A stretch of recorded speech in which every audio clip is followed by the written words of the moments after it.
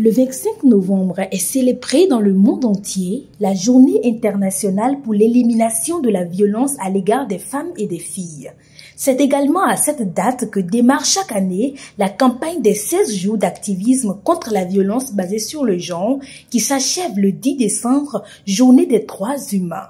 L'Institut national de la femme a procédé au Palais des Congrès de Cotonou au lancement officiel de la dite campagne dans le but de faire du Bénin un pays où chaque femme et chaque fille peut vivre dignement à l'abri de toute forme de violence et de préjudice. La vision émanant du président de la République, son Excellence M. Patrice Talon, après un bilan démontrant la stagnation du progrès dans le domaine qui est l'objet de notre intérêt ce jour, a été inspirée par un ras-le-bol au sujet de la condition d'une grande frange de la population féminine béninoise, à savoir le sexe féminin.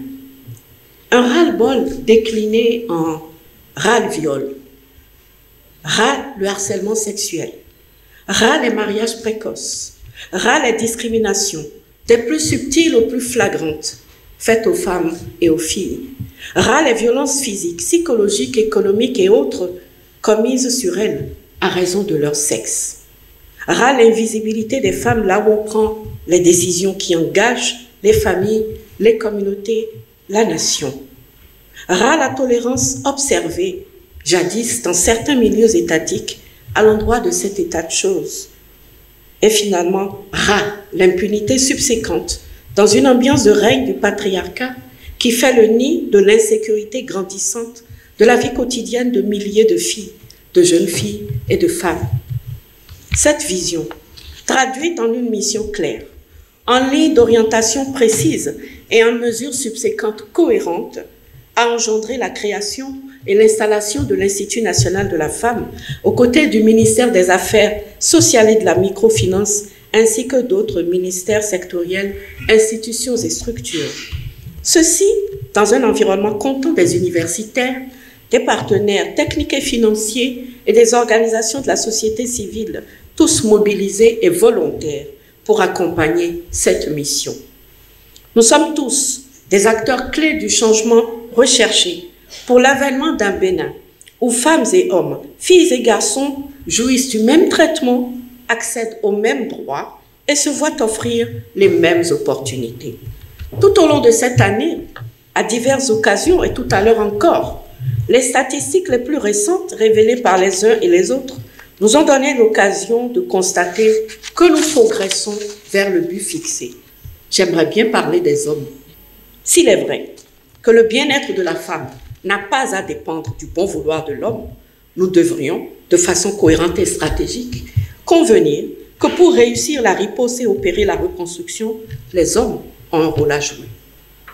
Leur rôle commence là où ils ont le plus d'impact, à savoir dans les familles. Aux côtés de l'Institut national de la femme, plusieurs partenaires techniques et financiers épousent la même vision et accompagnent de façon significative l'INF dans l'atteinte de ses objectifs. Les femmes et les filles, déracinées par les conflits et les crises et l'instabilité politique ou économique, sont en effet confrontées à un risque accru de violence fondée sur le genre. Les déplacements accroissent leur vulnérabilité aux agressions sexuelles, physiques, aux viols, aux mariages forcés ou aux mariages d'enfants, ainsi qu'à de multiples autres formes d'exploitation ou d'abus sexuels. De plus, les déplacements perturbent les structures de santé et de protection, brisent les systèmes de soutien communautaire, séparent les familles, laissant les femmes et les filles exposées à des risques de violences sexistes. Ces actes restent malheureusement encore un crime trop rarement dénoncé et enquêté, qui perpétue donc un cycle d'impunité pour les agresseurs. Cela favorise un climat de peur, de stigmatisation, entravant la guérison des survivantes et niant leur droit d'accès à la justice et au soutien. Une coordination et des engagements internationaux accrus, y compris un financement adéquat, est donc nécessaire pour éradiquer la violence sexiste partout dans le monde. Nous encourageons donc le gouvernement qui, face à cette situation, a pris de nombreuses mesures pour accélérer les poursuites contre les auteurs de ces crimes, de ces violences et augmenter le nombre d'activités de protection et de prévention. Même si nos appuis peuvent paraître des gouttes d'eau, ce sont ces gouttes qui forment des rivières, des fleuves et peut-être un jour des océans. La coordinatrice résidente du système des Nations Unies au Bénin a porté également à cette cérémonie la vision et les objectifs de l'ONU. L'initiative Tous Unis d'ici 2030, sous l'égide du secrétaire général des Nations Unies, Antonio Guterres, appelle à une mobilisation mondiale. Ensemble, nous devons sensibiliser, renforcer les efforts de plaidoyer et partager des innovations pour éliminer une fois pour toutes la violence envers les femmes et les filles. Malgré les progrès accomplis, les défis demeurent immenses. La violence faite aux femmes et aux filles demeure la violation des droits humains la plus prévalente et la plus répandue dans le monde. Et je suis délibérément habillée en rouge pour exprimer la colère, les larmes de sang, le sang des coups sur le corps comme à l'âme de millions de femmes et de jeunes filles dans le monde. Le secrétaire général des Nations Unies, Antonio Guterres, nous a récemment rappelé que l'épidémie de violence contre les femmes et les filles est une honte pour l'humanité. Au Bénin, les défis sont tout aussi pressants. Entre 2019 et 2023, 29% des femmes âgées de 15 à 49 ans, soit 4 sur 10, ont été victimes de violences conjugales. 27% ont été victimes de violences physiques. Selon les statistiques de 2019 à 2023 du système intégré de données relatives à la famille, la femme et l'enfant nouvelle génération, 29 309 filles et adolescentes ont été victimes de grossesse ou de mariage précoce. Ces statistiques nous rappellent que la violence envers les femmes et les filles ne connaît aucune frontière sociale, géographique ou culturelle. Au Bénin, on note une progression encourageante des statistiques des cas de plainte et de décisions de justice. Pendant 16 jours, l'INF entend se déployer pour atteindre un niveau supérieur dans sa mission. Nous allons tous ensemble multiplier les actions de sensibilisation, de prévention et de prise en charge des victimes.